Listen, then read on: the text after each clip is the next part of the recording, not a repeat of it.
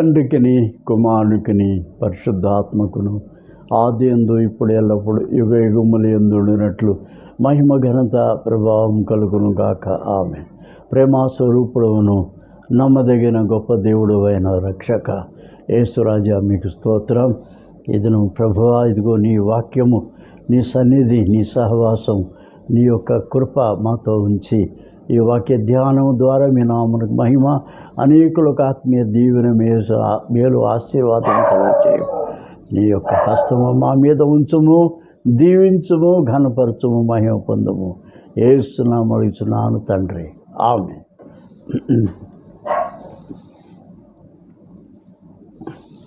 ఒక వ్యక్తి జీవితం మనకు తెలిసినటువంటి అనేక మంది మనుషుల్లో మనము స్పష్టంగా ప్రత్యేకంగా గుర్తించుకోగలిగిన మంచి వ్యక్తులు మనకుంటారు. ఒకవేళ వీరిలో మనము స్పష్టంగా గమనించేది, గ్రహించేది ఏది అంటే, ఏ మనిషి ఎలాంటి వాడు, అతను ఏ విధంగా ప్రవర్తిస్తాడు, మాట్లాడతాడు, అతను మనకు ఏ విధంగా కొంచెం ప్రయోజనకరంగా ఉంటాడు, సహాయకరంగా ఉంటాడు. ఇది మనము తెలుసుకోవడం అనేటటువంటిది చాలా ప్రాముఖ్యమైంది. వ్యక్తి జీవితంలో ఒక మంచి మనము గుర్తించినప్పుడు ఆ వ్యక్తి జీవితాన్ని మరింత మంచివానిగా చేయగలిగినటువంటి మాటలు మనం బైబిల్ గ్రంథంలో మనం గమనిస్తూ ఉంటాం. అంచేత ఇదిను ఒక వ్యక్తి జీవితంలో ఉన్నటువంటి మంచి గుడ్నెస్ క్రమక్రమముగా అది అభివృద్ధి పొందే విధంగా బైబిల్ గ్రంథంలో మనము చదివేటటువంటి కొన్ని క్యారెక్టర్స్ ఉన్నాయి. వారిని చదువుకున్నప్పుడు మనం ఎట్లా ఈ మంచితనాన్ని మనము వృద్ధి పొందించుకోగలుగుతామనే సంగతి మనం నేర్చుకోవాలి. ఇందులో మనము చదువుకునే ముఖ్యమైనటువంటి మాట మార్కు సువార్త మరి 9వ అధ్యాయంలో 49వ వచనం, ప్రతివానికి ఉప్పు సారము అగ్ని వలన కలుగును. ఉప్పు మంచిదే, కానీ ఉప్పు నిస్సారమైతే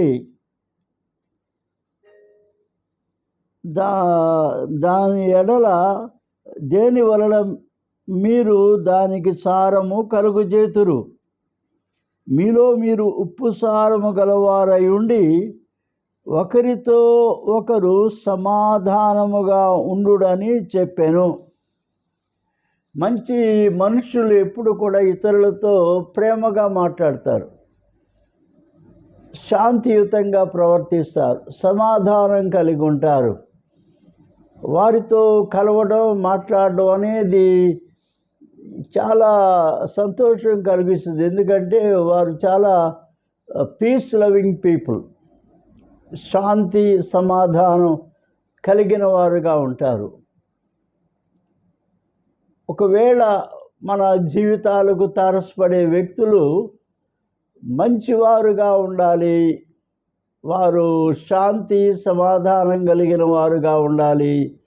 తద్వారా మనకు, మన ఇతర మనుషులందరికీ ఉపకారంగా, సహాయకరంగా ఉండేవారినిగా వారు అభివృద్ధి పొందాలి, సహాయకరంగా ఉండాలి. అంచేత బైబిల్ గ్రంథంలో ఇదిలో మనం చదువుకునే ఒక మాట, ప్రవక్త అయినటువంటి యెషయా అనే గొప్ప దైవజనుడు, భక్తుడు వ్రాసినటువంటి మాట ఇదిను మనం బైబిల్ గ్రంథంలో చూస్తున్నాం. యెషయా 49వ అధ్యాయంలో వ్రాయబడినటువంటి ఒక మంచి మాట మనం జ్ఞాపకం చేసుకుందాం. అది 3వ వచనం. యెషయా 49:3. ఇశ్రాయేలు, నీవు నా సేవకుడవు, నీలో నన్ను మహిమపరుచుకొనేదను అని ఆయన నాతో చెప్పెను. నీవు నా సేవకుడవు, నీలో నన్ను మహిమపరుచుకుందెను అని ఆయన నాతో చెప్పాను. ఈ మాట మనం జ్ఞాపకం చేసుకుంటే మహిమ దేవునిది. ఎందుకంటే దేవుడు మహిమా స్వరూపుడు, ఆయన మహిమా ప్రభావములు ఆయనవి. అయితే మానవుని సృజించినప్పుడు ఆ మానవునిలోకి దేవుడు పెట్టినటువంటిది ఏది అంటే ఆయన తన మహిమను మనుషునికి అనుగ్రహించినాడు. ఆ విషయం మనం ఇదిగో దావీదు కీర్తన 8వ వచనం కనుక మనం చూస్తే అక్కడ చాలా స్పష్టంగా భక్తుడు ఆ మాట మనకు రాస్తాడు. 8వ దావీదు కీర్తనలో ఆయన ఏమంటాడంటే 5వ వచనం, దేవుని కంటే వానిని కొంచెము తక్కువ వానిగా చేసి ఉన్నావు, మహిమా ప్రభావములతో వానికి కిరీటము ధరింపజేసి ఉన్నావు. దేవుడు మనుషుని చేసినప్పుడు కేవలం ఒక ఆటబొమ్మగా కాదు, కానీ మనుషుని ఎంత ఘనమైన వానిగా చేసినాడు అంటే ఈ సృష్టి అంతట్లో కూడా మహిమ కనబడేది ఎక్కడంటే ఆయన మహాసృష్టిలో ఆకాశములు దేవుని మహిమను బయలుపరుస్తున్నాయి. ఆయన చేతి పనులు, ఆయన గొప్ప కార్యములు, దేవుని యొక్క మహిమ ఆయన స్వభావం. అది it's God's character. The glory of God is God's character. దేవుడు మహిమా స్వరూపుడు. ఎంత ప్రేమిస్తే, ఎంత ఇష్టముగా, ఎంత ఆప్యాయంగా, ప్రేమగా మనుషుని చేసినప్పుడు దేవుడు మనుషునికి ఏమి అనుగ్రహించినాడు అని చెప్పనంటే మహిమా ప్రభావములతో వానికి కిరీటము ధరింపజేసి ఉన్నావు, నీ చేతి పనుల మీద వానికి అధికారము ఇచ్చి ఉన్నావు. దేవుని మహిమతో పాటు మానవునికి దేవుడిచ్చింది ఏంటంటే దేవుని యొక్క అధికారం మానవునికి ఇచ్చాడు. కాబట్టి దేవుని వాక్యం మనకు చెప్పే మాట ఏంటంటే పౌలు భక్తుడు చెప్తాడు, అందరూ పాపము చేసి దేవుని మహిమను పోగొట్టుకున్నారు, కోల్పోయినారు. They have forfeited the glory of God. పాపము చేసి మనుషులు పోగొట్టుకున్న విలువైంది ఏది అంటే దేవుని మహిమ, దేవుని ప్రభావం. మానవుని పోగొట్టుకున్నాడు. ఎంతో ఘనముగా ఎంచదగినటువంటి వ్యక్తిత్వము ఘనహీనమైపోయింది. మహిమ లేదు, ప్రభావం లేదు. మనుషుడు కేవలము ఒక నల్లగా మారిపోయినటువంటి ఒక సాతాను స్వరూపం అతనిలోకి వచ్చేసింది.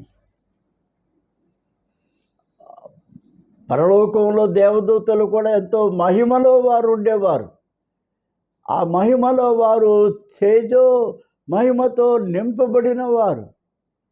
కానీ తిరుగుబాటు చేసిన తర్వాత, దేవునికి వ్యతిరేకంగా వారు ఉండిన తర్వాత, వారు ఎప్పుడైతే దేవునికి వ్యతిరేకంగా ఉన్నారో వారు కిందకు పడద్రోయబడ్డారు. వారు పడద్రోయబడినప్పుడు ఏమైంది? వారు మహిమను కోల్పోయినారు. They have forfeited, they have lost the glory of God and the authority of God. మహిమ పోయింది, అధికారం పోయింది. కాబట్టి ఈ లోకంలో మనుషులు ఎప్పుడైతే మహిమ ప్రభావంతో చేయబడ్డారో దేవుడు వారికి ఇచ్చినటువంటి మహిమతో కూడా అధికారం ఇచ్చాడు. అదే మనం ఆదికాండం 1:26 చూస్తాం. అన్నిటి మీద మనుషునికి అధికారం ఉంది, ఏలుబడి చేసే అధికారం ఉంది. కానీ ఏమైపోయినాడు? దేవుని మాట మీరి, ఆజ్ఞను మీరి, అజ్ఞాతిక్రమం చేసి, పాపము చేసి, సాతానుకు విజోడుగా అయిపోయి పోగొట్టుకున్నాడు. మహిమ పోయింది, అధికారం పోయింది. మహిమ కోల్పోయిన మనుషుడు కేవలం ఒక బానిస అయిపోయినాడు. He become a slave to sin, a slave to Satan. అపవాది యొక్క దాసుడైపోయాడు. చెప్పు చేతుల్లోకి వెళ్ళిపోయాడు. సాతాను చెప్పు చేతుల్లోకి. వాడు ఏం చెప్తే అది చేయాలి.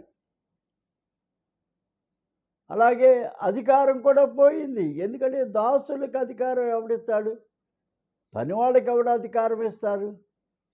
కానీ ఇక్కడ ఈ దినం మనం జ్ఞాపకం చేసుకుందాం, దేవుని యొక్క మహాకృపలో దేవుడు ఆయన చేసే గొప్ప కార్యం ఏంటంటే, తిరిగి మన జీవితంలోకి దేవుని యొక్క మహిమ, ఆయన ప్రభావం తిరిగి మనలోకి రావాలి.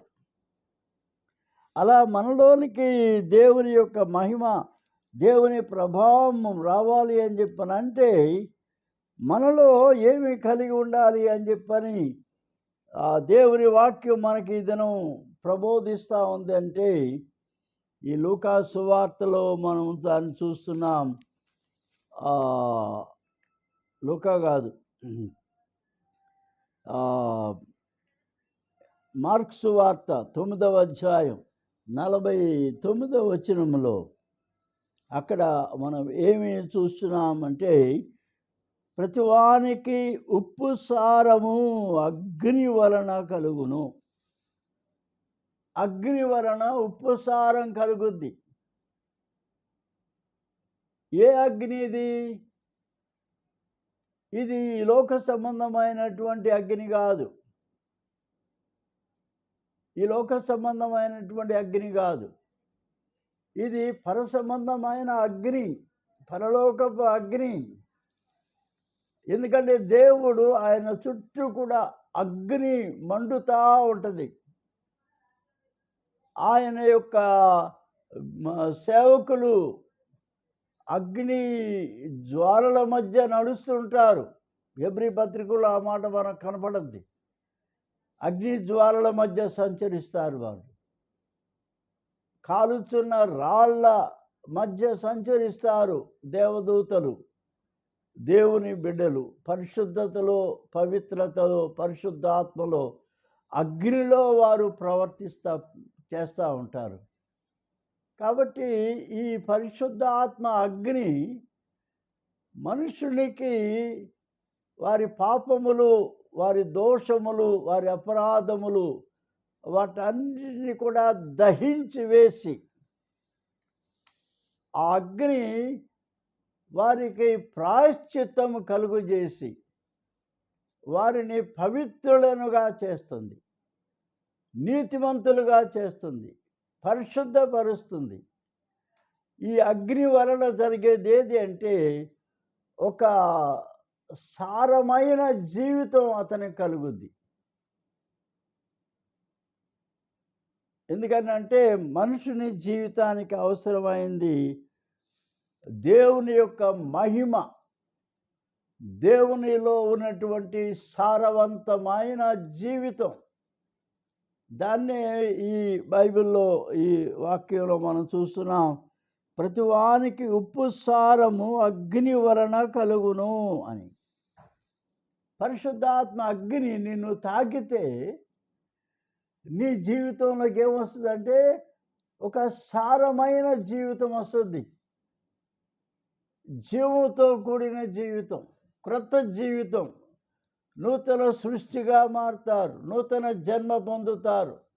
క్రొత్తగా జన్మించిన వారు, పైనుండి పరలోకము నుండి జన్మించినటువంటి వారు. అటువంటి వారి జీవితంలోనికి ఏమి వస్తుంది? ఈ అగ్ని వారిలో ఒక నూతనమైన సారము ప్రవేశపెడుతుంది. దాన్నే ప్రభు అయిన యేసు వారు చెప్తుంది ఏంటంటే ఉప్పు సారము అని. ఈ లోకంలో మనం ఉప్పు అనేది అనుదినం వాడేటటువంటి వస్తువే. ఎందుకనంటే అది చాలా ప్రయోజనకరమైంది. మనం తినే ఆహార పదార్థాలకి రుచి ఇచ్చేది ఉప్పు. మనము మరి లోకంలో ఈ ఉప్పు వలన చాలా ప్రయోజనాలు ఉన్నాయి. ఈ ఉప్పు అనేది ఇది శుద్ధీకరించేది, పవిత్రపరిచేది, నూతనపరిచేది.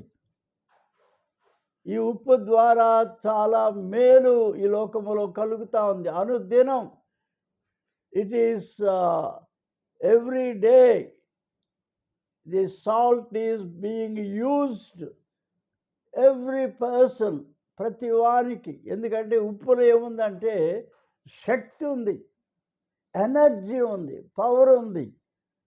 మీరు ఒక వారం 10 రోజులు ఉప్పు తినకుండా ఉండండి, ఎంత నిస్సారంగా ఉంటారో. ఎందుకంటే వాళ్ళలో శక్తి ఉండదు, ఎనర్జీ ఉండదు. కాబట్టి ఉప్పు అది చిటికెడు వేసుకోండి, పెద్ద వేసుకోండి, కానీ ఉప్పు మనకు శక్తి ఇస్తుంది, ఎనర్జీ వస్తుంది, పనిచేస్తాం మనం. అంచేత అది చాలా ముఖ్యం. ఈ తోట పరిశ్రమలో వాళ్ళు ఎక్కువ ఉప్పు ఉపయోగిస్తారు. అలాగే మరి వ్యవసాయదారులు తమ యొక్క ఎరువుల్లో ఎక్కువ ఉపయోగించేది ఏది అంటే ఉప్పే. ఆ ఉప్పు ద్వారా ఎరువులు తయారు చేస్తారు. ఉప్పు చాలా ప్రయోజనకారి, ఉపయోగకారి. అది జీవితానికి సారం ఇస్తుంది, శక్తి ఇస్తుంది, ఆరోగ్యం ఇస్తుంది, బలం ఇస్తుంది. మన యొక్క మెదడుకు కావలసినటువంటి తెలివి, బుద్ధి, వివేకము, జ్ఞానము అవి చక్కగా వికసించాలి అంటే దానిలో ఏముండాలి? కొంచెం ఉప్పు తగలాలి మన మేధస్సుకు, మన మెదడుకు. అప్పుడు తెలివితేటలు అభివృద్ధి అవుతాయి.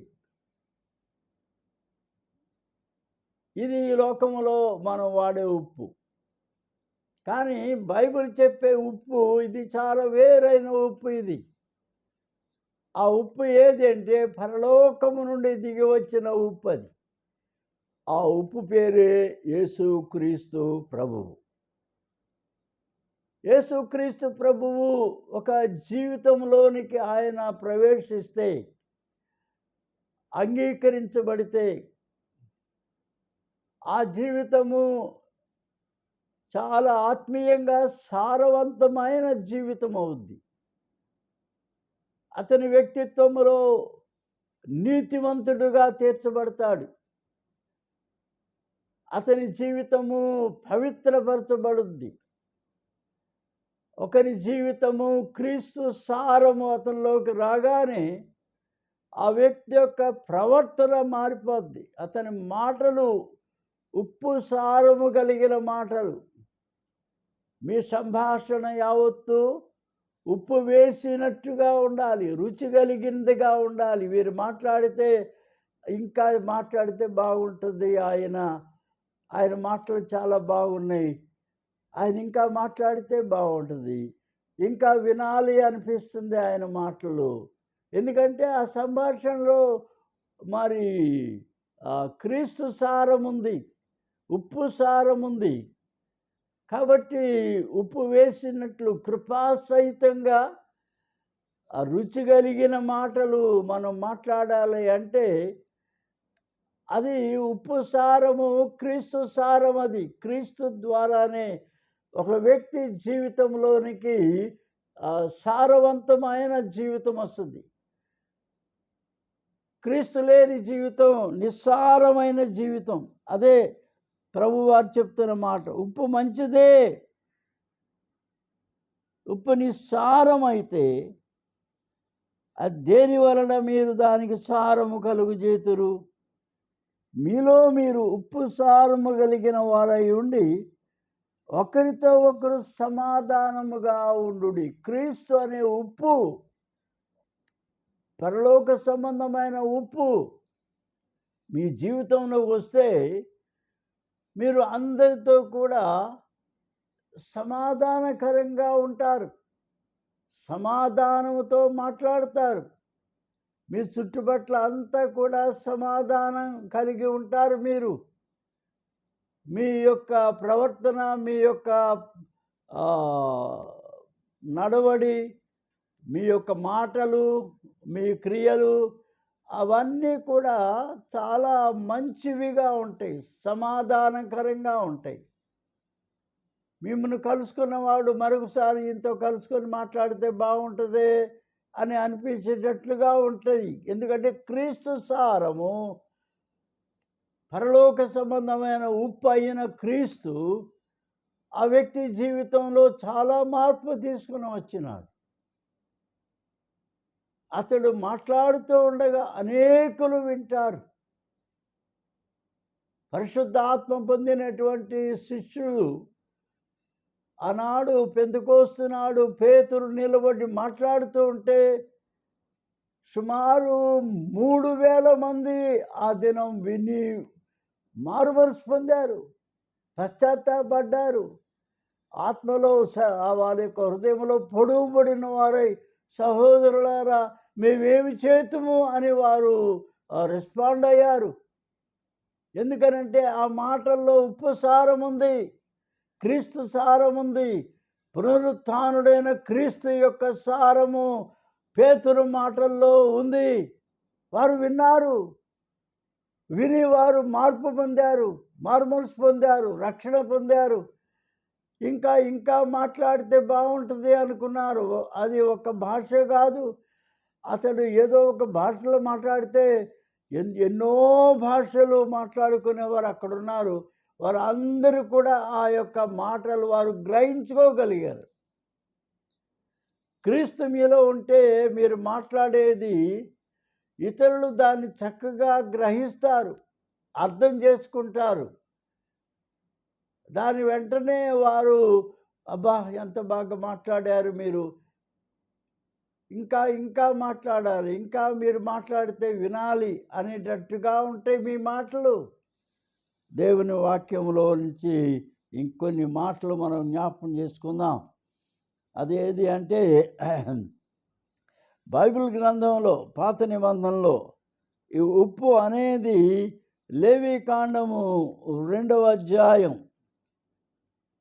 13వ వచనం కనుక మనము చదివితే అక్కడ మనం చూసేది ఏది అంటే 2వ అధ్యాయం లేవీకాండం 13వ వచనం.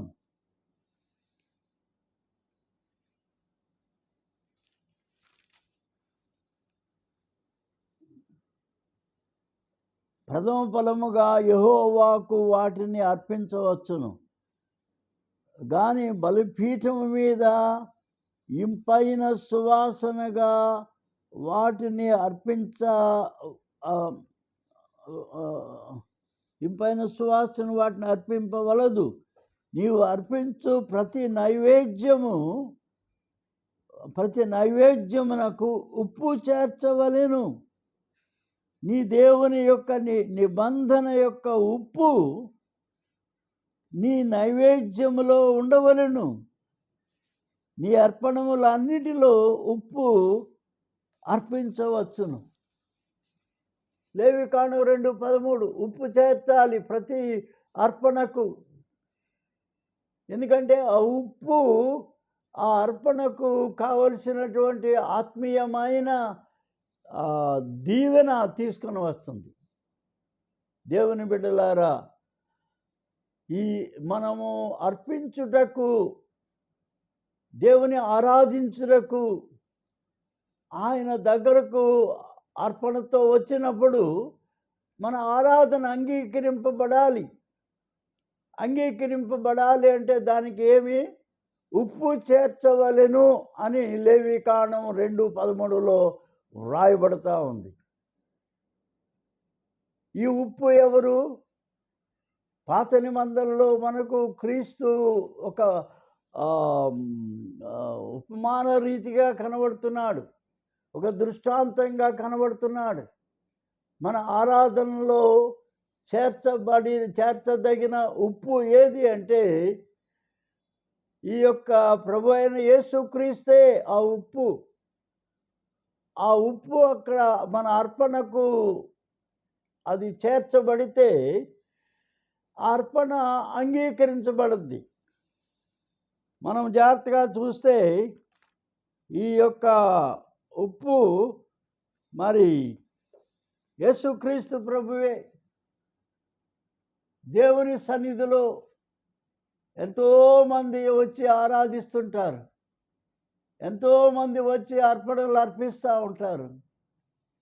కానీ ఆ అర్పణలు అంగీకరించబడాలి అంటే ఆ అర్పణలు క్రీస్తు ఆ అర్పణలలో ఉండాలి.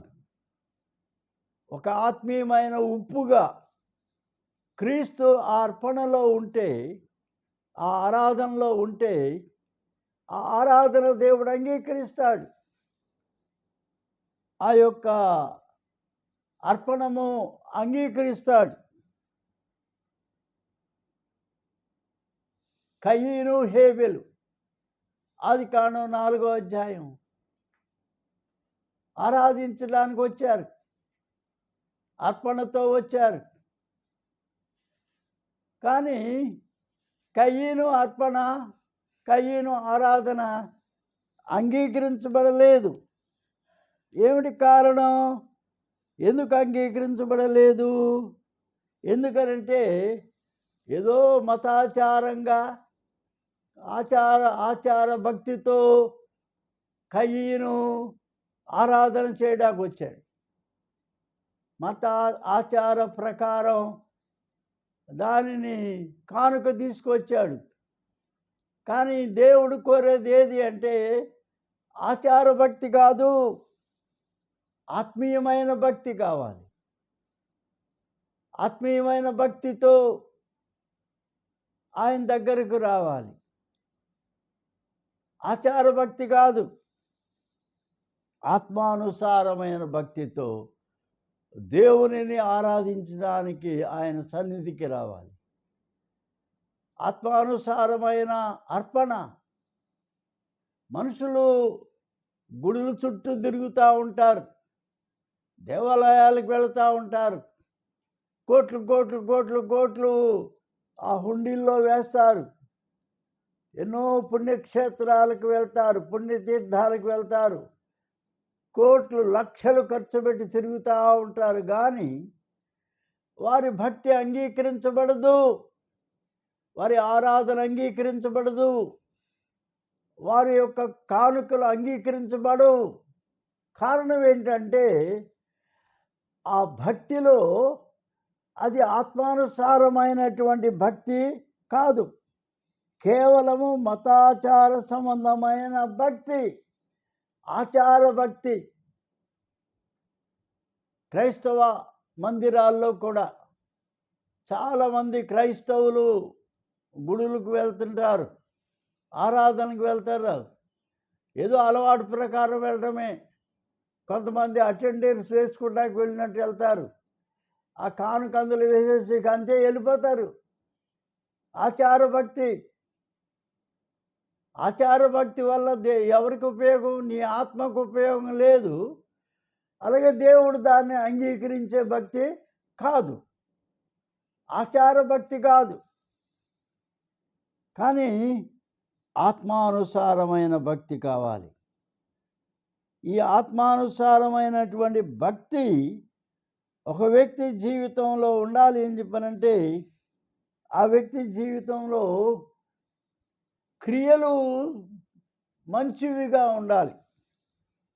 మనము జాగ్రత్తగా చూస్తే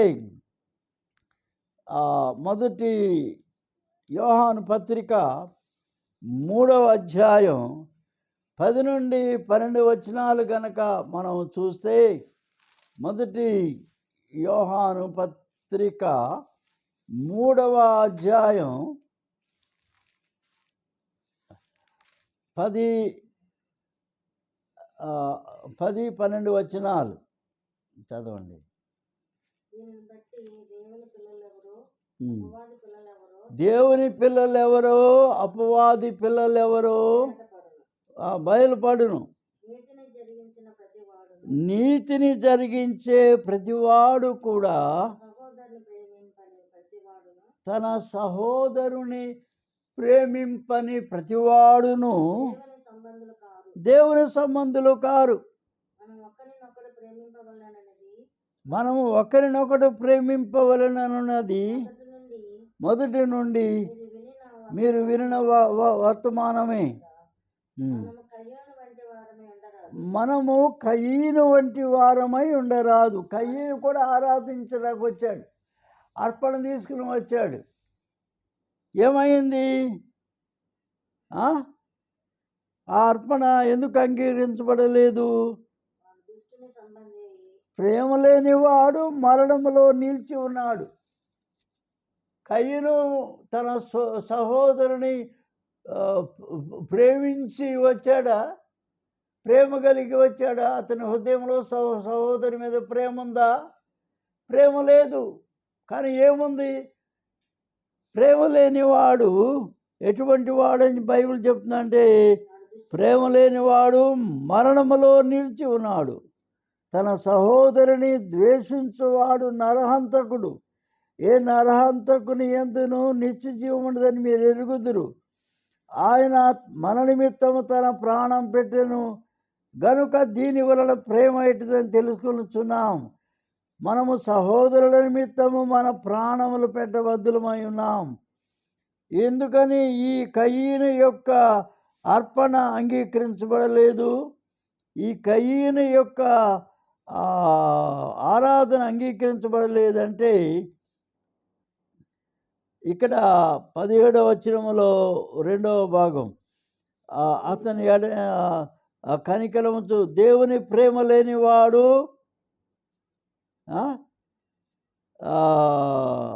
మరణములో ఉన్నాడు. చిన్నపిల్లలారా, మాటతోనూ నాలుగుతోనూ కాక క్రియతోనూ సత్యముతోనూ అందువలన మనము సత్య సంబంధులమని ఎరుగుదాము. క్రియలు లేకుండా దేవుని దగ్గరకు ఆరాధనకు వచ్చినందువల్ల ఏం ప్రయోజనం లేదు. దేవుని ఆరాధించడానికి వచ్చావు, కానీ దాన్ని దేవుడు ఏం చూస్తా అంటే నిన్ను కాదు, నీ ఆరాధన కాదు, నీ క్రియలను దేవుడు చూస్తాడు. నువ్వెట్లా బ్రతుకుతున్నావు, నువ్వెట్లా తోటి మనుషులను ప్రేమిస్తున్నావు, నువ్వు ఎట్లా తోటి మనుషులకు సహాయకరంగా ఉన్నావు, ఏ విధంగా వారికి తోడ్పడుతున్నావు, నీ క్రియలు యోగ్యమైనవా కావా, నీ క్రియలు మంచివియా కాదా, నీ క్రియలలో ఎటువంటి పాపం ఉంది, దుష్టత్వం ఉంది, దుర్మార్గత ఉంది. ఆ క్రియలన్నీ కూడా చెడ్డ క్రియలు పెట్టుకొని దేవుని దగ్గరికి వచ్చి కోట్లు కోట్లు కోట్లు కోట్లు హుండీల్లో వేస్తే ఆ యొక్క కానుక దేవుడు అంగీకరిస్తాడా? అంగీకరించడు. ఆరాధన దేవుడు అంగీకరిస్తాడా? అంగీకరించడు.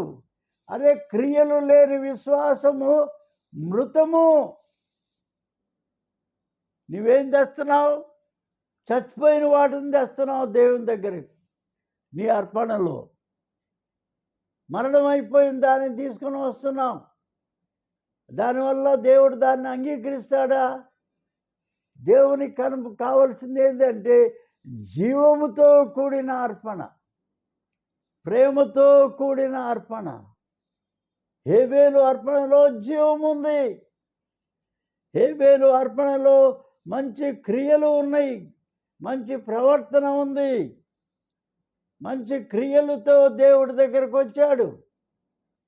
కయీను చెడ్డ క్రియలతో వచ్చాడు.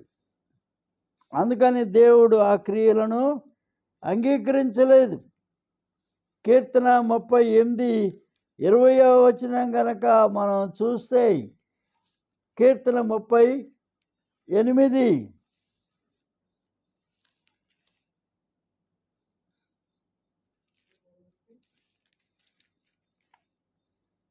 20వ వచనం,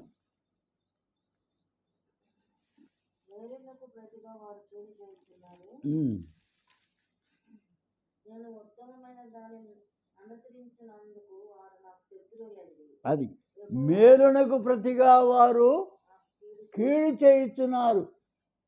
అరే ఇతరులకు మేలు చేయాలి, కానీ నువ్వు కీడు చేస్తున్నావు.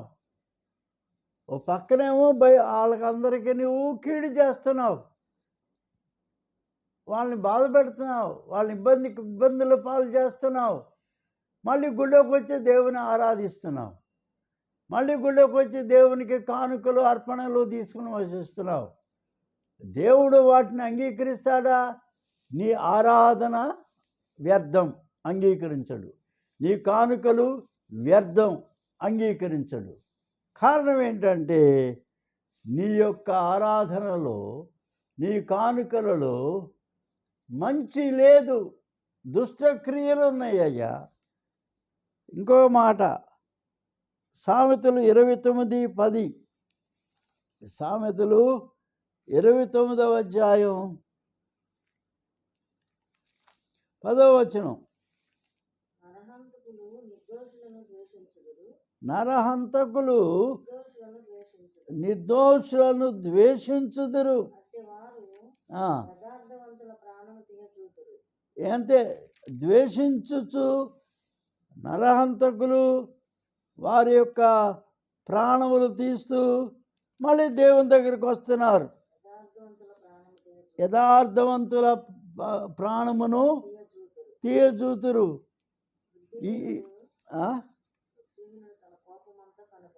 బుద్ధిహీనుడు తన కోపమంతా కనబరుస్తాడు. కాబట్టి నీ యొక్క జీవితంలో నీ యొక్క క్రియలు బాగలేవు అబ్బాయి, నీ యొక్క కార్యక్రమాలు బాగలేవు, నువ్వు చేసే పనులు బాగలేవు. నీవు నీ తోటి వారితో సరి అయిన సంబంధాలు కలిగి ఉండాలి. అవేమి లేకుండా ఊరినే వచ్చి దేవుని ఆరాధించాలి అంటే ఎట్లా కుదురుద్ది కదా? చాలా భయంకరమైన విషయం. మరి దేవుని వాక్యం స్పష్టంగా చెబుతుంది, నరహంతకులు నిర్దోషులను ద్వేషించుదురు, అట్టివారు యథార్థవంతుల ప్రాణము తీయజూతురు. బుద్ధిహీనుడు తన కోపమంతా కనబరుచును, జ్ఞానము గలవాడు కోపము అణుచుకొని వారిని జారు. నీవు నీ ఇతరులను ద్వేషిస్తూ, ఇతరుల ఎడల దుష్క్రియలు జరిగిస్తూ, కీడు చేస్తూ, మళ్ళీ గుళ్ళోకి వచ్చి ఆరాధన, గుళ్ళోకి వచ్చి కానుకలు అంగీకరిస్తాడా దేవుడు? అంగీకరించడు. చాలా ఘోరమైన విషయం దుష్క్రియలు, కయ్యను యొక్క దుష్క్రియలు. కాబట్టి దేవుడు అంగీకరించడు. మరోసారి మనం లేవి పత్రిక, లేవి కాండములో ఈ 13వ వచనం మరోసారి చదువుకుంటే మనం స్పష్టంగా గమనించేది ఏది అంటే, నీవు అర్పించు ప్రతి నైవేద్యమునకు ఉప్పు చేర్చవలెను. నీ దేవుని నిబంధన ఉప్పు, ఆ ఉప్పు, ఆ నిబంధన ఉప్పు ఎవరంటే యేసుక్రీస్తు ప్రభు. నీ అర్పణలో యేసుక్రీస్తు ప్రభు ఉండాలి, నీ ఆరాధనలో యేసుక్రీస్తు ప్రభు ఉండాలి.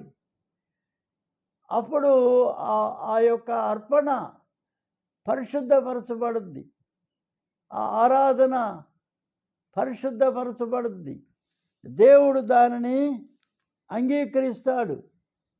కాబట్టి ఈ దినమైనా సరే నువ్వు గుడికి వెళ్తున్నావు, బాగానుంది, ఆరాధనకు వెళ్తున్నావు, బాగానుంది, అర్పణలు అర్పిస్తున్నావు, బాగానుంది.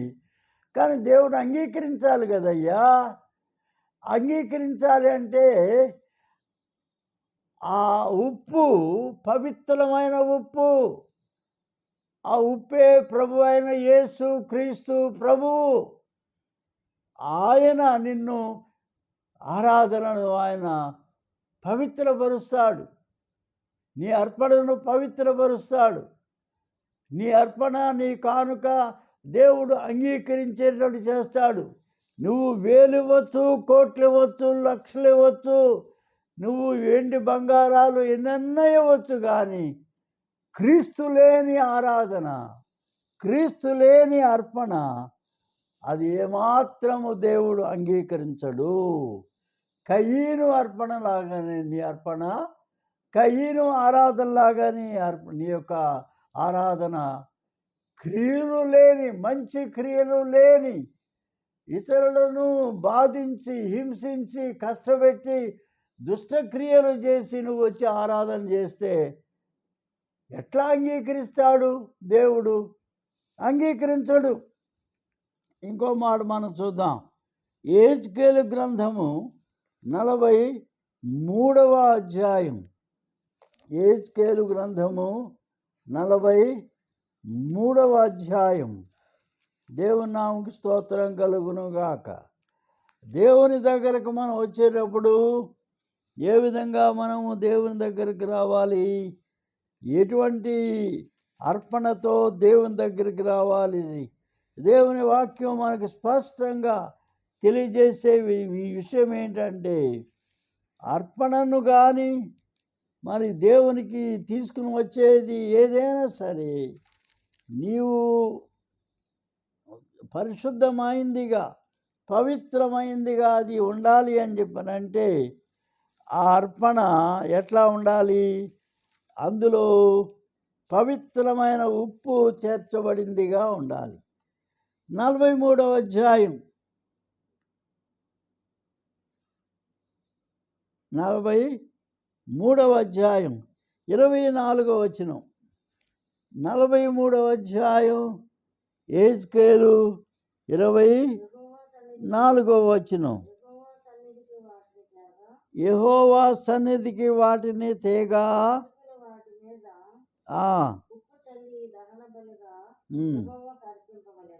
నీవు తీసుకుని వచ్చే వాటి మీద ఏం చేయాలి? ప్రతిష్టమైనదేదో, ప్రతిష్ఠితము కానిదేదో, పవిత్రమైనదేదో, అపవిత్రమైనదేదో కనుగొనుటకు వారు నా జనులకు నేర్పినట్లు నా జనులు వ్యాజ్యమాడినప్పుడు నా యొక్క 43ఏనా?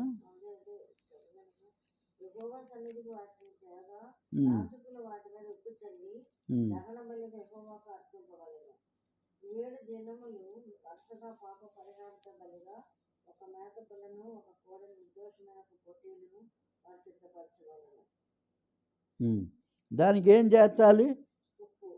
ఉప్పు చేర్చాలి. నీవు తీసుకుని వచ్చే దహన బలి కానీ, మరి ఏ విధమైన బలి కానీ దాన్ని చేర్చాలంటే దానికి ఏం చేర్చాలి? ఉప్పు చేర్చాలి. దేవుని బిడ్డలారా, అనేక మంది ఈ దినాల్లో ప్రభోజన సంస్కారం తీసుకోవడానికి ఆలయానికి వస్తున్నారు. కృతజ్ఞతాస్తుతి ఆరాధన, రొట్టె విరుచు ఆరాధన, ప్రభు బల్ల ఆరాధన, వాటిలో పాల్గొనడానికి వస్తున్నారు. కానీ వారు ఎట్లా వస్తున్నారంటే ఏదో మతాచార ప్రకారం వస్తున్నారు. కానీ అమ్మో కమ్యూన్ తీసుకోకపోతే నాకు మనసులో ఏంటో వెల్తిగా ఉంటుందండి, కమ్యూన్లో పాల్గొనకపోతే, కమ్యూన్ తీసుకోకపోతే, కమ్యూను సర్వీస్లో, ఆ ఆరాధనలో, ఆ ఆచారంలో నేను పాల్గొకపోతే నా మనస్సాక్షి చాలా మరి బాధపడుతూ ఉంటుందండి అని చెప్తూ ఉంటారు.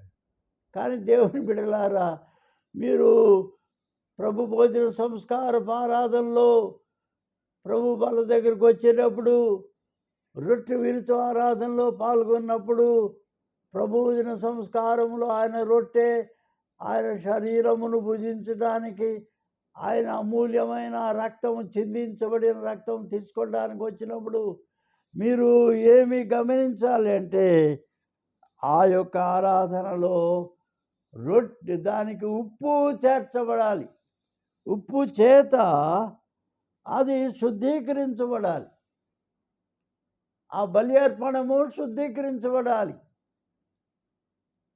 ప్రభు అయిన యేసు శిలువలో ఆయన చేసిన మహా గొప్ప బలియాగములో మనము స్పష్టంగా గ్రహించేది ఏది అంటే యేసుక్రీస్తు ప్రభువు ఆ కల్వరి శిలువలో ఆయన మన కొరకు బలియాగమై ఆయన ప్రాణత్యాగము చేసి ఆయన మన కొరకు చనిపోయినప్పుడు అపోస్తలుడైన పరిశుద్ధ పౌలు ఆయన వ్రాసిన ఈ మాటలు మరొకసారి మనం జ్ఞాపకం చేసుకుందాం.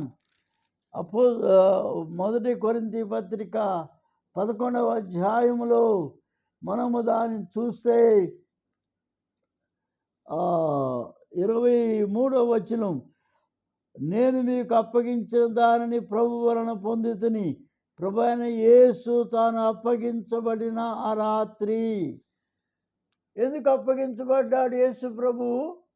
పరలోకపు ఉప్పు, పరిశుద్ధపరచబడే ఉప్పు. నీ బలి అర్పణము పరిశుద్ధపరచబడాలి, నీ యొక్క మరి జీవితం పరిశుద్ధపరచబడాలి అంటే ప్రభు అయిన యేసు శిలువలో చేసిన బలియాగము, ఆయన చిందించిన మహా గొప్ప రక్త తర్పణము, ఆయనను జ్ఞాపకం చేసుకుంటానికి తీసుకుంటున్నాం.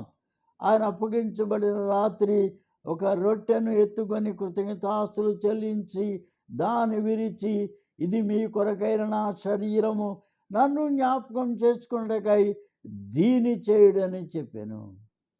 ఆ ప్రకారమే భోజనం ఇప్పమట ఆయన పాత్రను ఎత్తుకొని, ఈ పాత్ర నా రక్తం వలన కృత నిబంధన, మీరు దీనిలో త్రాగునప్పుడల్లా నన్ను జ్ఞాపకం చేసుకున్నకై దీన్ని చేయుడని చెప్పాను. మీరు ఈ రొట్టెను తిని ఈ పాత్రలో నుంచి త్రాగునప్పుడల్లా ప్రభు వచ్చే వరకు ఆయన మరణమును ప్రచురించుదురు. కాబట్టి ఎవడు అయోగ్యముగా ప్రభు యొక్క రొట్టె తినును లేక ఆయన పాత్రలోనిది త్రాగును, వాడు ప్రభు యొక్క శరీరమును గూర్చియు రక్తమును గూర్చియు అపరాధి అగును. కాబట్టి ప్రతి మనుష్యుడు తను తాను పరీక్షించుకొనవలను, అలాగు చేసి ఆ రొట్టెను తిని ఆ పాత్రలోనిది త్రాగవలను. యేసుక్రీస్తు ప్రభువారు ఈ లోకంలోనికి వచ్చి ఆయన చేసిన ఈ మహా గొప్ప బలియాగములో ముఖ్యమైన విషయం ఏది అంటే మనలను ఆయన పవిత్రపరుస్తున్నాడు. ఆ ప్రభు యొక్క శరీరము, విరువబడిన శరీరము, చిందించబడిన రక్తము మనలను పవిత్రపరచుటకు, పరిశుద్ధపరచుటకు పరలోక ఉప్పు ఆయన యేసు క్రీస్తు ప్రభువు, ఆయనే ఆ బలిలో ఉప్పుగా చేర్చబడి ఉన్నాడు. శిలువ రక్తములో ఆయన విరువబడిన శరీరములో ఉప్పుగా ఆయన చేర్చబడి దానిని శుద్ధీకరించినాడు. ఆయన సమర్పణము, ఆ అపూర్వమైన ఆయన త్యాగము, ఆ బలియాగము పరలోకము ఉప్పుగా ప్రభువు దానికి చేర్చబడినప్పుడు ఆ యొక్క బలియాగము, ఆ రక్త తర్పణము శుద్ధీకరించబడింది. దేవుని బిడ్డలారా, మీరు ప్రభోజనము సంస్కారంలో పాలు పొందినప్పుడు, ఆ రొట్టె విరుచు ఆరాధనలో పాల్గొన్నప్పుడు, కృతజ్ఞతాస్తు ఆరాధనలో పాల్గొన్నప్పుడు, ప్రభు బల్ల ఆరాధనలో పాల్గొన్నప్పుడు ప్రభు అయిన యేసు ఉప్పు వలె ఆ శిలువ మీద బలిలో అర్పించబడినాడు, చేర్చబడినాడు, శుద్ధీకరించినాడు. దాని ద్వారా ఆయన శరీరము తిని ఆయన రక్తము త్రాగినప్పుడు నీవు కూడా నీ పాపదోషము నుంచి పరిహారము పొంది, విడుదల పొంది, విమోచన పొంది మీరు పరిశుద్ధపరచబడుతున్నారు. It's a holy sacrament. It will purify your body, mind and spirit. It will cleanse your sins. It will make you clean and holy, because the holy blood of Jesus Christ was shed on the cruel cross of Calvary. ఆ పరిశుద్ధ శరీరం విరువబడింది, పొడవబడింది, చీల్చబడింది, గుర్చబడింది. ఉప్పు వలె ఆయన శిలువలో ఆ బలియాగములో ఆయన చేర్చబడినాడు పరిశుద్ధపరచుటకు. కాబట్టి పరిశుద్ధపరచుటకు హేతువైనటువంటి ఆ మహా గొప్ప బలియాగములో మీరు పాలు పొందుతున్నప్పుడు ఎంత జాగ్రత్తగా పాలు పొందాలి, ఎంత పవిత్రముగా ఈ ప్రబోధన సంస్కారములో పాలు పొందాలి. ఏదో అలవాటు ప్రకారం ఆరాధనకు వెళ్ళి ఆ యొక్క సంస్కారంలో పాలు పొందడం కాదు, కానీ ఆ పరిశుద్ధ సంస్కారములో మీరు పరిశుద్ధపరచబడిన వారుగా దేవుని యొక్క రాజ్యము కొరకైన పరలోక విందులో పాలు పొందిన వారుగా మీరు ఉండాలి. కాబట్టి ఈ మాటల ద్వారా మనలను మనము హెచ్చరించుకోవాలి, పరిశుద్ధపరచబడాలి, నూతనపరచబడాలి. ఎందుకంటే మనలో మనము ఉప్పు సారము కలిగి ఉండవలెను. ఎట్లా వస్తుందా ఉప్పు సారం? ఎట్లా వస్తుందా క్రీస్తు సారము? ఎందుకంటే మన జీవమునకు కావలసిన ఆ సారము ఏది అంటే ప్రభు అయిన యేసు వారి బోధలో ఉంది, ఆయన వాక్యములో ఉంది. ప్రభు అయిన యేసు క్రీస్తు ప్రభు వారి యొక్క బోధలో మనము స్పష్టంగా గ్రహించేది, ఆయన పుణ్య వాక్యములో మనం స్పష్టంగా గ్రహించేది ఏది అంటే యేసుక్రీస్తు ప్రభు మన నిమిత్తము ఆయన శిలువలో బలియాగమై పరలోక ఉప్పుగా చేర్చబడి ఆ యొక్క మరి శిలువ బలిదానము ద్వారా క్రీస్తు ప్రభువే మన కొరకు ఆయన శిలువలో ఆయన అర్పణముగా పరలోక ఉప్పుగా చేర్చబడి శుద్ధీకరించినాడు. క్రీస్తు శరీరము పరిశుద్ధమైంది, ఆయన చిందించిన రక్తము నిష్కళంకమైంది. గొర్రె పిల్ల వంటి నిష్కళంకమైన రక్తం, అది పరిశుద్ధ రక్తం.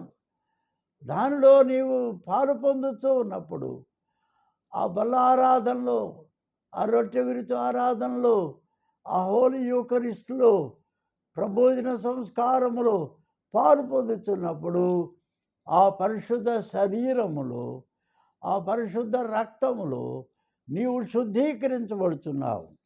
కాబట్టి నీ జీవితంలోనికి ఉప్పు సారము వచ్చి చేరుతూ ఉన్నది, క్రీస్తు సారము వచ్చి చేరుతూ ఉన్నది. అపోస్తలుడైన పౌలు తిమోతికి వ్రాసిన మొదటి పత్రిక 1వ అధ్యాయం 5వ వచనములో ఒక మాట ఉంది. అది ఏది అంటే ఈ లోకములో యేసుక్రీస్తు ప్రభు వారు బోధించిన బోధ, ఆయన బోధించినటువంటి బోధ, ఆ పవిత్రమైన మాటలు ఎటువంటివి అని చెప్పంటే తిమోతి మొదటి పత్రిక, తిమోతికి వ్రాసిన మొదటి పత్రిక 1వ అధ్యాయం 5వ వచనం, ఉపదేశ సారం ఏదనగా, రోజు బైబిల్ చదువుతున్నారు, ప్రార్థన చేస్తున్నారు, గుడికి వెళ్తున్నారు, అక్కడ వాక్య పరిచర్య ద్వారా మీరు ఆత్మీయమైన ఆహారం పొందుతున్నారు. దాని ద్వారా మీకు కలిగేది ఏది అంటే క్రీస్తు వారి యొక్క ఉపదేశ సారము. అది ఏది అంటే పవిత్ర హృదయములో నుండి, మంచి మనస్సాక్షి నుండి, నిష్కపటమైన విశ్వాసము నుండి కలుగు ప్రేమయే ఉపదేశ సారం. ఊరిని బైబిల్ చదవటం మాత్రం కాదు, దేవుని వాక్యం వినడం సరిపోదు. దేవుని యొక్క సన్నిధిలో ఆయన వాక్యములో మరి వినుట మాత్రం చాలదు, కానీ ఆ ఉపదేశ సారము నీలోనికి ప్రవేశించాలి. క్రీస్తు మాటలు నీ లోపలికి రావాలి, ఆ దైవోపదేశము నీలోనికి రావాలి, ఆ పరలోక మన్నా నీ జీవితంలోకి రావాలి. ఉపదేశ సారం ఏదనగా పవిత్ర హృదయములో నుండి. ఎప్పుడైతే దేవుని వాక్యముని వింటున్నావో, చదువుతున్నావో, ధ్యానిస్తున్నావో, అది నీ హృదయాన్ని శుద్ధి చేసి పవిత్రపరచాలి. పవిత్ర హృదయము. రెండవది మంచి మనస్సాక్షి. నీ మనస్సాక్షి శుద్ధీకరించబడాలి. నీ మనస్సాక్షి నూతనపరచబడాలి. నీ మనస్సాక్షి జీవింపజేయబడాలి. కాబట్టి నీ మనస్సాక్షి కనుక అది శుద్ధీకరించబడితే, జీవంతో నిండింది అయితే, ఆ పవిత్రమైన మనస్సాక్షి ఏం తీసుకొని వస్తుంది? నిష్కపటమైన విశ్వాసమును తీసుకొని వస్తుంది. దేవుని యందు నమ్మిక, నిష్కపటమైన విశ్వాసము. ఆ నిష్కపటమైన విశ్వాసములో నుండి కలుగు ప్రేమయే. క్రీస్తు ప్రేమ, అదే ఉపదేశ సారం, అదే ఉప్పు సారం, అదే క్రీస్తు సారం. నీ అంతరంగములోనికి నీ హృదయం శుద్ధి అవుద్ది, మనస్సాక్షి జీవింపజేయబడుద్ది, నిష్కపటమైన విశ్వాసం వస్తుంది. తద్వారా నీ జీవితంలోనికి దేవుని ప్రేమ సమృద్ధిగా కృమ్మరించబడుద్ది. ప్రేమ కలిగిన విశ్వాసివిగా, ప్రేమ కలిగిన క్రైస్తవుడుగా, ప్రేమ కలిగిన దేవుని బిడ్డగా ఈ లోకంలో నీవు జీవించాలి. నీవు దేవుని ప్రేమించడం మాత్రమే చాలదు, నీ ఇరుగు పొరుగు వారిని ప్రేమించాలి. తద్వారా నీ జీవితంలోనికి ఉప్పు సారము ప్రవేశిస్తుంది. కాబట్టి భక్తుడైన పౌలు వ్రాసిన ఇంకో మాట జ్ఞాపకం చేసుకుందాం. ఎఫెసీ పత్రిక 4వ అధ్యాయం 29వ వచనం. ఎఫెసీ పత్రిక 4వ అధ్యాయం 29వ వచనం. వినువారికి మేలు కలుగునట్లు అవసరమును బట్టి క్షేమావృద్ధికరమైన అనుకూల వచనమే పలుకుడి. కానీ దుర్భాషైనను మీ నోట రానియొద్దు. దేవుని పరిశుద్ధ ఆత్మను దుఃఖపరచొద్దు. విమోచన దినం వరకు మీరు ఆయన యందు ముద్రించబడి ఉన్నారు.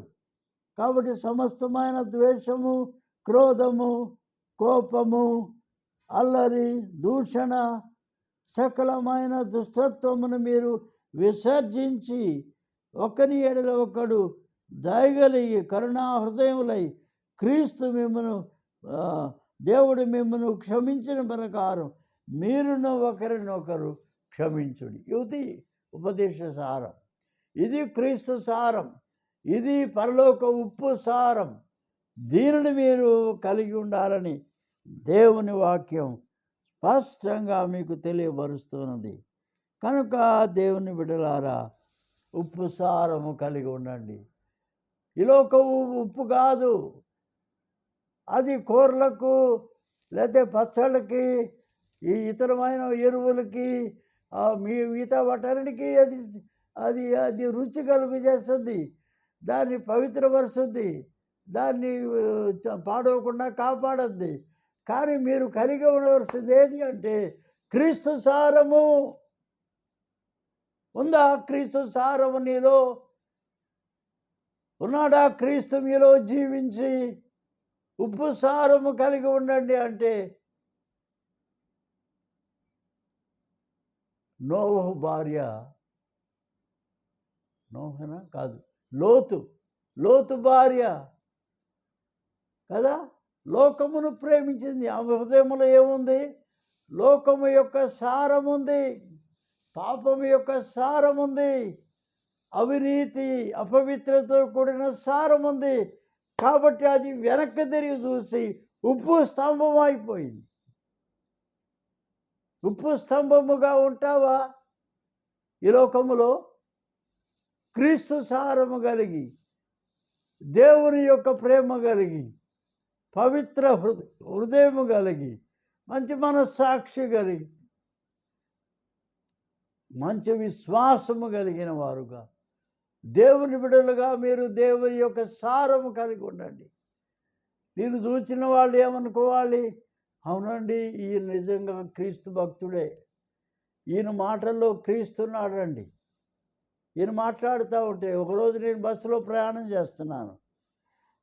చేస్తూ ఉంటే ఎవడో ఏదో నన్ను అడిగితే అతనికి జవాబు చెప్తున్నాను.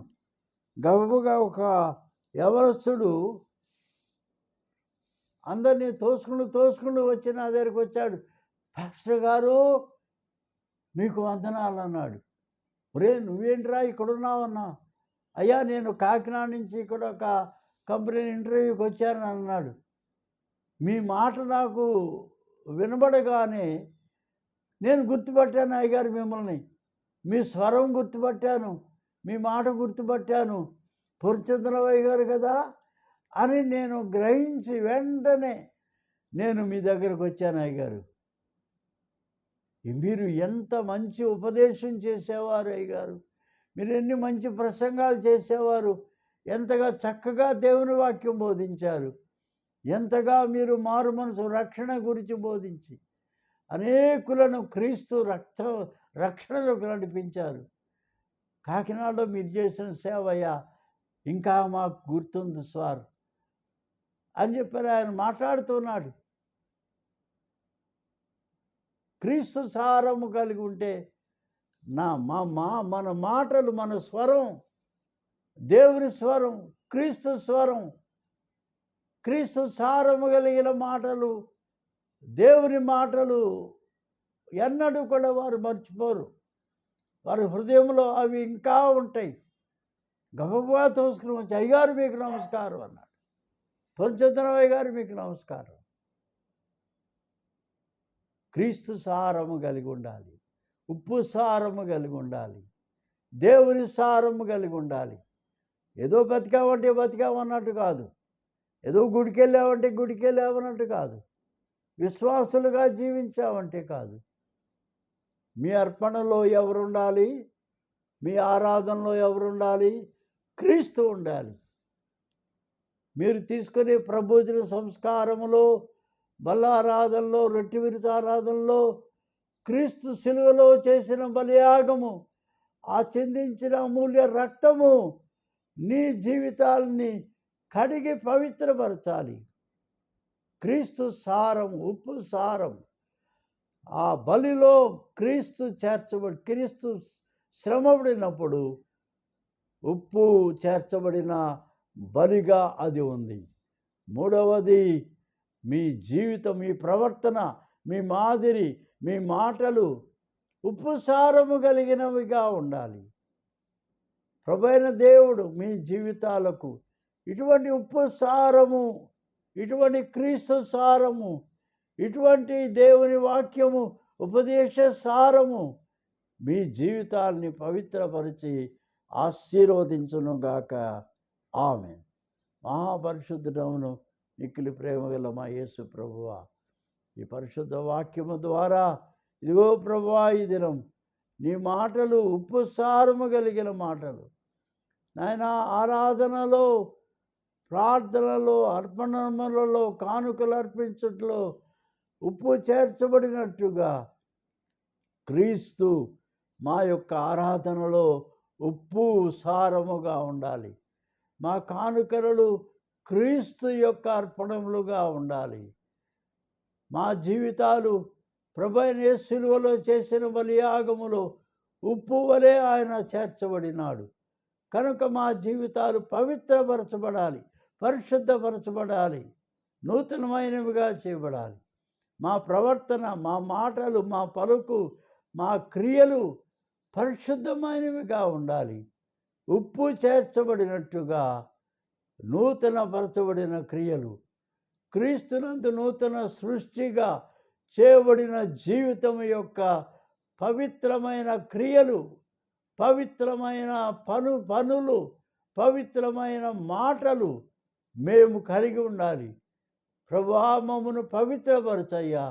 ఆ పరలోక ఉప్పు ద్వారా మమ్మను నూతనపరచు, పవిత్రపరచు, దీవించుము.